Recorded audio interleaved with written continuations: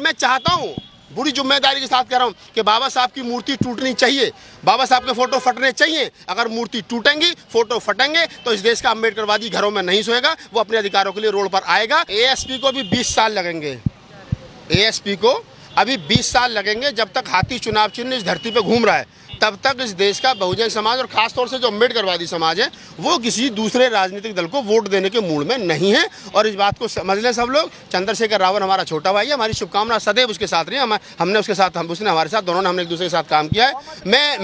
मैं हमेशा ये कह रहा हूँ कि चंद्रशेखर को हम लोग ऐसे योद्धा स्वीकार करते हैं, वो समाज के साथ जहाँ कहीं एट्रोसिटी होती है वहाँ पहुँच जाता है, इसके लिए धन्यवाद, और ये काम उसके लिए सूट करता है। लेकिन राजनीति में अभी स्पेस नहीं है, इसलिए चंद्रशेखर को थोड़ा धैर्य रखना चाहिए। लेकिन जहाँ जहाँ बहन जी ने और बीएसपी ने मेहनत की, चाहे तेलंगाना, वो मध्य प्रदेश और राजस्थान हो, वही जो है गठबंधन करने जा रहे हैं आजाद समाज पार्टी के नेता चंद्रशेखर। देखिए, वो राजनीति में है तो कुछ भी करेंगे, उनको अपनी राजनीति स्थापित करनी है। तो वो चाहे तेलंगाना हो, चाहे छत्तीसगढ़ हो, चाहे हनुमान बेनीवाल के साथ उनका गठबंधन हुआ हो, चाहे केसीआर के साथ उनका गठबंधन हुआ हो, तो तमाम, देखिए, जो आदमी राजनीति में है वो सफल होगा नहीं होगा ये सारी इन फ्यूचर बातें हैं, भविष्य के गर्भ में हैं। लेकिन मैं ये कह सकता हूँ कि अगर चंद्रशेखर की एक राजनीतिक पार्टी है तो उनको राजनीतिक अधिकार है, उनको लोकतांत्रिक अधिकार है कि वो किसी भी पार्टी से वोट मांगे, किसी भी पार्टी के समर्थन में जाए, कोई भी किसी भी पार्टी से गठबंधन करें। तो इसमें किसी भी आदमी को दिक्कत नहीं होनी चाहिए।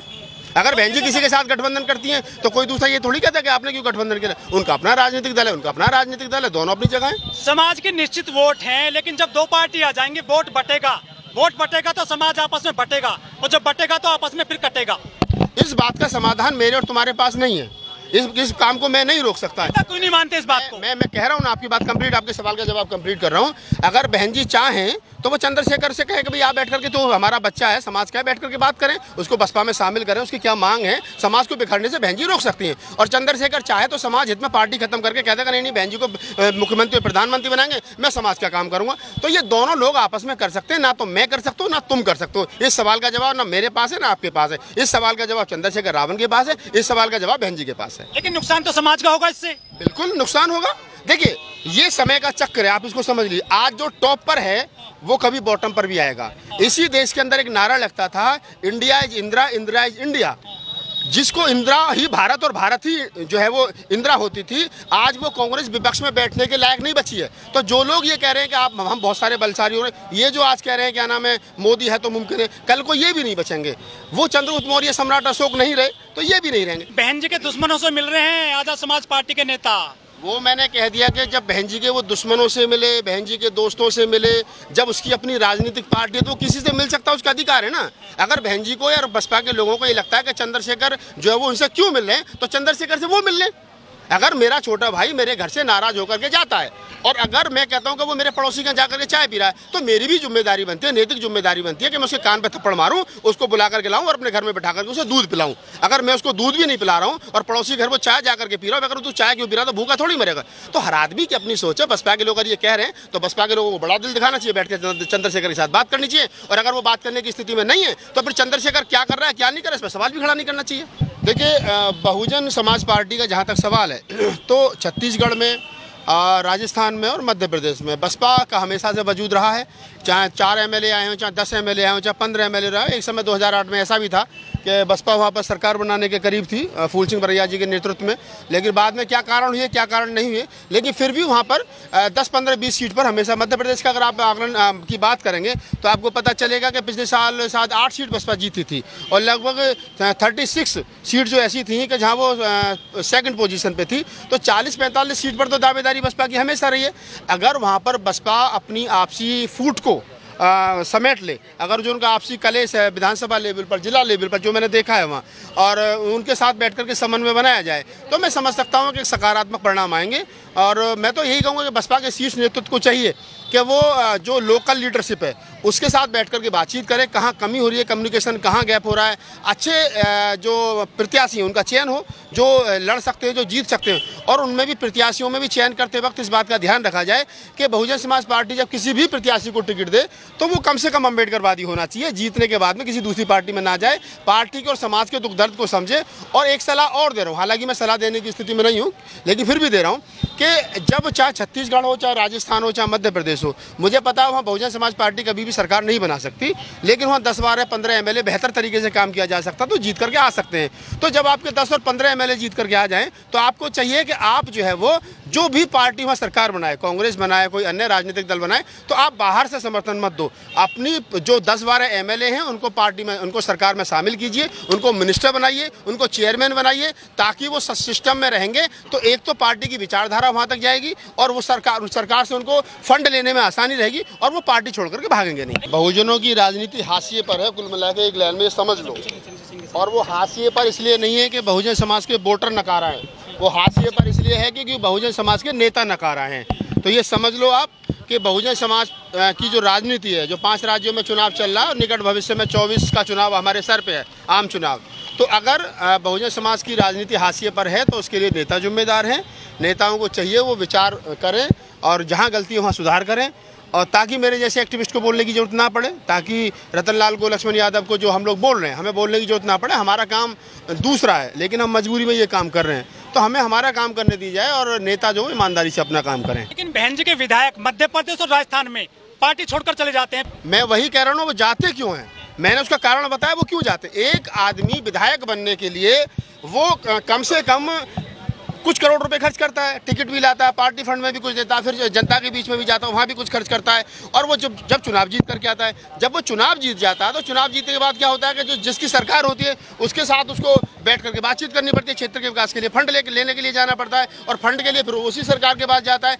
तो जब उसको फंड लेने में दिक्कत होती है तो उसके पास बहुत सारी समस्याएं होती हैं। उसमें कई बार क्या होता है कि वो जो प्रत्याशी जो सरकार में, जो लोग सरकार में होते हैं, उनके दबाव में, उनसे फंड लेने के लालच में वो लोग पार्टी छोड़ करके सत्तारूढ़ दल के साथ चले जाते हैं। तो ऐसे में चाहिए कि बसपा जो है वो अपने विधायकों को बिकने से रोकना चाहती है। तो बसपा को चाहिए कि जब चुनाव हो तो जिस भी राजनीतिक दल की चुनाव, राजनीतिक सत्ता, जो भी राजनीतिक दल सत्ता में आए उसके साथ बैठ करके बातचीत करें। अपने अगर 10 विधायक जीत करके आ रहे हैं तो 2-3 को मिनिस्टर बनाओ, 2-3 को चेयरमैन बनाओ, 2-3 को अन्य विभागों में शिफ्ट करो, ताकि समाज का भी भला हो, पार्टी का भी भला हो, और विधायक जो है वो पार्टी छोड़ करके ना जाएं। कालखंड में बहुत सारी चीज़ें बनेंगी, बहुत सारी चीज़ें बिगड़ेंगी। हम लोग एक्टिविस्ट हैं, हमारा काम बोलना है। आज जो मैं वीडियो यहाँ आप मेरा बना रहे हो, 50 साल के बाद में कालखंड में जब मैं कहीं नहीं रहूँगा, जब ये वीडियो कोई देखेगा डिजिटल हिस्ट्री में, तब लोग कहेंगे कि राहुल नागपाल उस समय दिल्ली यूनिवर्सिटी के 4 नंबर गेट पर खड़े होकर के इस बात को कह रहा था। तो हमारा काम कबीर वाला है, रैदास वाला, नानक वाला, अम्बेडकर वाला, फूले वाला हमारा काम है। हमारा काम है राजनेताओं को हड़का के रखना, हमारा काम है राजनीतिक दलों को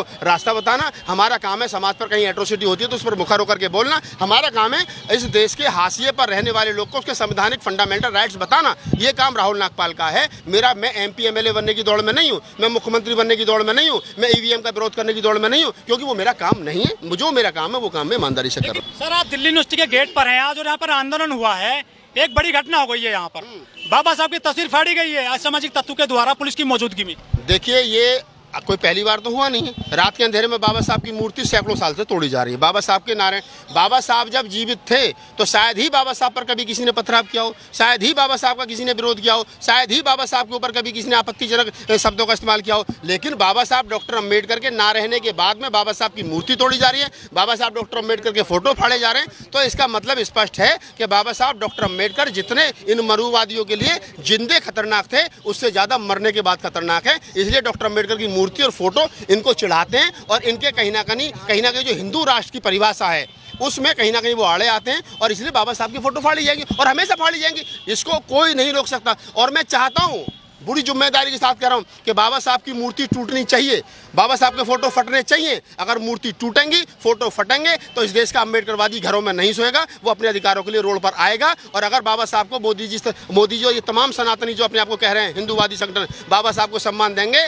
बाबा साहब को भगवान बना देंगे, तो हमारे लोग जाकर के बाबा साहब की पूजा करेंगे। विचारों पर ताला और फोटो पर माला वाली कहानी हो जाएगी। पूरी दुनिया बाबा साहब को पूज रही है। अमेरिका में 25 फुट की प्रतिमा लगी है, और यहाँ यूनिवर्सिटी में बाबा साहब तस्वीर जो फाड़ दी है। मैं वही कह रहा हूँ कि बाबा साहब को वो तमाम लोग पसंद करते हैं जो समतावादी हैं, बंधुतावादी हैं, न्यायवादी हैं, जो लोग इस धरती पर, देश में धरती की बात कर रहा हूँ, जो लोग इस धरती पर उन तमाम मतलब समता प्रेमी, गरीब से, मजदूर से, हाशिए पर रहने वाले समाज से प्यार करता है, वो बाबा साहब से प्यार करता है। और जो लोग जाति के आधार पर, वर्ण के आधार पर, कलर के आधार पर, रंग भेद के आधार पर अपने आप को उच्च साबित करना चाहता है, अपने आप को उच्च स्थान पर रखना चाहता है, वो बाबा साहब डॉक्टर अम्बेडकर की नज़र में, वो उस आदमी की नज़र में बाबा साहब डॉक्टर अम्बेडकर हमेशा से खटकते थे, हमेशा से खटकेंगे। चाहे वो अमेरिका में हो, चाहे वो कनाडा में हो, चाहे वो जापान में हो और चाहे वो भारत में हो। एक बात और कह देता हूँ यहाँ कि जो लोग भारत में जातिवाद का खेल खेल रहे हैं, जो लोग भारत के अंदर वर्ण व्यवस्था का खेल खेल रहे हैं, जो लोग भारत में ऊंच नीच का खेल खेल रहे हैं, वो लोग भारत में थे तब भी यही काम कर रहे थे। वो लोग भारत को छोड़ करके America, Canada, Japan, Thailand, Korea, उत्तर कोरिया, दक्षिण कोरिया कहीं भी बस गए धरती पर, वहाँ जाकर के भी उनके दिमाग से जाति नहीं निकली। वहाँ जाकर के भी उन्होंने अपनी उनका जो जातिवाद था वो उन्होंने कायम रखा है। बाबा साहब के खिलाफ जहर कौन फैला रहा है यूनिवर्सिटी में सर? यहाँ तो शिक्षक होते हैं, पढ़ने वाले बच्चे होते हैं, ज्ञान दिया जाता है यहाँ तो। एक आदमी जब स्कूल में जाता है और उसको स्कूल में सुबह सुबह गायत्री मंत्र पढ़ाया जाता है, उसको मनुस्मृति पढ़ाई जाती है, उसको चोटी रखवाई जाती है, उसको जनेऊ पहनाई जाती है, और वही बच्चा बड़े होकर के जब दिल्ली यूनिवर्सिटी का वाइस चांसलर और बीसी और क्या नाम है प्रिंसिपल बनता है, तो क्या आप उससे उम्मीद कर रहे हो कि वो समता की बात करेगा? क्या आप उम्मीद कर रहे हो उससे बंधुता की बात करेगा? आप उससे बात करोगे वो समानता की बात या संविधान की बात करेगा? अरे उसके दिमाग में जनेऊ लपेटी हुई है भाई। उसने बेशक कोट पैंट टाई पहन लियो, चोटी कटवा दी हो, धोती उतार करके कोट पैंट पहन लियो, लेकिन उसके दिमाग में जनेऊ है, और ये जनेऊधारी लोग कभी भी न्यायप्रिय नहीं हो सकते। इसको ध्यान रखें। धन्यवाद।